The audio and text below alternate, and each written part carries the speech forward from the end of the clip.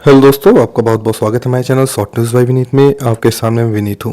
दोस्तों, आज हम बात करेंगे कैसे भारतीय नेवी की जो प्रेजेंस है भूमध्य सागर में, मेडिटेरेनियन सी में कैसे बढ़ती जा रही है।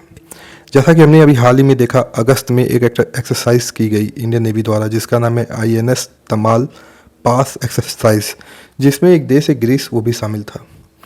दोस्तों, हम ये समझेंगे भारत सरकार की जो प्रेजेंस है मेडिटेरेनियन सी में, ये क्यों बढ़ती जा रही है।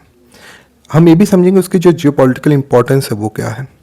आइए दोस्तों, एक एक करके हम इन सारी बातों को समझते हैं। दोस्तों, पहले हम बात कर लेते हैं टर्की की। दोस्तों, जो टर्की देश है पाकिस्तान की हर मंच पे मदद करता है। वहाँ के एक प्रेसिडेंट है मिस्टर एर्डोगान। वो अपने आप को जो मुस्लिम कंट्री का एक बड़ा लीडर प्रोजेक्ट करना चाहते हैं, चाहे वो मुस्लिम कंट्री गलत ही क्यों ना हो, जैसा कि पाकिस्तान, तब भी वो उसके बैकिंग में आके हमेशा खड़े रहते हैं। जैसा कि हमने हाल ही में ऑपरेशन सिंदूर में क्या देखा। ऑपरेशन सिंदूर में जो टर्की है अपना सपोर्ट पाकिस्तान को दिखाने के लिए अपनी जो वारशिप थी उसको कराची के तट पे भेज दिया।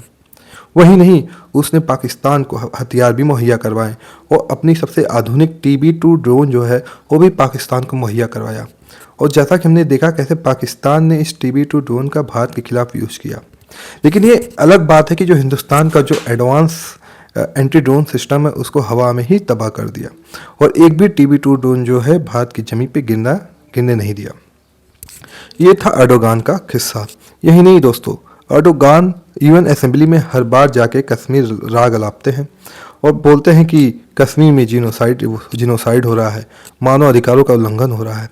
ऐसी ऐसी जो उल जुलूल बातें हैं वो हिंदुस्तान के ऊपर यानी भारत के ऊपर उल्टा सीधा आरोप लगाते रहते हैं। तो इन सब चीज़ों से भारत सरकार ऊब चुकी थी। पहले तो भारत सरकार इन सब बातों को नज़रअंदाज कर रही थी, लेकिन अब इन सब बातों से ऊब चुकी है। भारत सरकार भी अब प्रोएक्टिव रोल लेने लगा है टर्की के अगेंस्ट में। दोस्तों, अब हम आइए समझते हैं ये अब भारत सरकार ने क्या जो पॉलिसी है अपनी क्यों शिफ्ट कर दी और उस पॉलिसी शिफ्ट करने का हमको क्या एक्शन देखने को मिल रहा है। दोस्तों, पहली बात तो ये देखने को मिल रही है कि पोस्ट सिंदूर ऑपरेशन सिंदूर के बाद कैसे जो इंडियन नेवी की जो प्रेजेंस है, जो हरकतें हैं मेडिटेरेनियन सी में काफ़ी बढ़ चुकी है और उसका जो प्रभाव टर्की पे जो प्रेशर बनाया जा रहा है वो भी देखने को मिल रहा है। अभी हाल ही में हमने एक एक्सरसाइज ऑर्गेनाइज की ग्रीस के साथ भी ऑर्गेनाइज की और हमने ये भी देखा कि हमारे जो प्राइम मिनिस्टर हैं श्री नरेंद्र मोदी जी, वो कैसे साइप्रस पहुँचे। हम ये भी समझेंगे कैसे हमने अर्मेनिया को सपोर्ट किया। अब एक एक करके इन सारी बातों को समझते हैं। पहले तो जो टर्की का जो संबंध है ग्रीस के साथ वो कुछ अच्छे नहीं है, क्योंकि जो टर्की है वहाँ पे जो ग्रीस के साथ जो उसके टेरिटोरियल वाटर है उसको लेकर डिस्प्यूट है। जो स्पेशल इकोनॉमिक जोन है ग्रीस का, टर्की का, उस पर भी डिस्प्यूट है। तो इन सारी बातों का डिस्प्यूट है और टर्की जो है अपनी जो नेवी है, जो उसका जो नाटो का सदस्यता है, उसका गलत उपयोग करके जो पूरे रीजन में अपने इन्फ्लुएंस को बरकरार रखता है और डराता और धमकाता रहता है।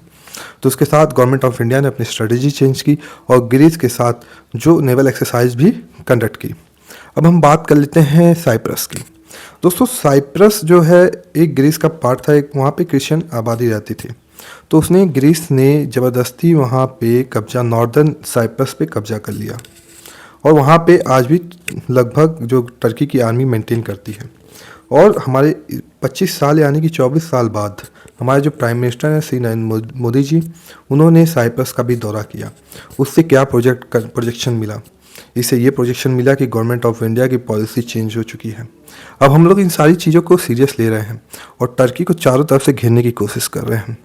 अब हम बात कर लेते हैं अर्मेनिया की। दोस्तों, एक अर्मेनिया देश है, वहाँ पे एक अजरबैजान भी देश है। जो टर्की अजरबैजान को सपोर्ट करता है, उसको हथियार मुहैया करवाता है, आधुनिक जो एंटी ड्रोन सिस्टम है, रॉकेट है, सब कुछ मुहैया करवाता है और अजरबैजान अर्मेनिया पे हमला करता रहता है। तो इन सब चीज़ों से ऊब चुका अर्मेनिया भारत के पास है और साथ ही हिंदुस्तान और अर्मेनिया का जो डिफेंस डील है वो संबंध जो हुआ मजबूत हुआ और हिंदुस्तान ने अर्मेनिया को आकाश जैसे मिसाइलें सप्लाई की।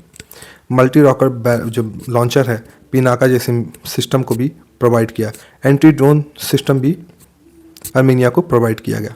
जो हिंदुस्तान अर्मेनिया का जो डिफेंस जो ताल्लुकात है वो कहीं ना कहीं मजबूत होते जा रहे हैं।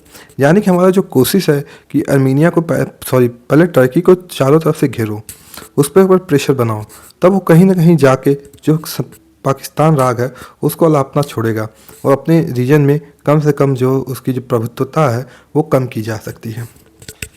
दोस्तों अब हम बात कर लेते हैं जो गवर्नमेंट जो इंडियन नेवी है वो कहीं ना कहीं पास्ट में इंडियन ओशन रीजन में सेंट्रिक थी, लेकिन अब जो है हम लोग जो है ब्लू नेवी की तरफ बढ़ रहे हैं। कैसे हम अपनी जो प्रेजेंस है मेडिटेरियन सी में बढ़ा रहे हैं, ये क्या प्रोजेक्ट करता है? ये प्रोजेक्ट करता है कि हम लोग जो नेट सिक्योरिटी प्रोवाइडर थे सिर्फ इंडियन ओशन रीजन में, अब उससे हम लोग निकल के पूरे वर्ल्ड में हो सकता है कल को नेट सिक्योरिटी प्रोवाइडर बन सकते हैं। जैसे कि आज हम काम करें मेडिटेरियन सी में, हो सकता है भविष्य में हमको वो जो सिक्योरिटी प्रोवाइडर है हम अफ्रीका में भी वही काम करें, हो सकता है कि हम साउथ चाइना सी में भी यही काम करें।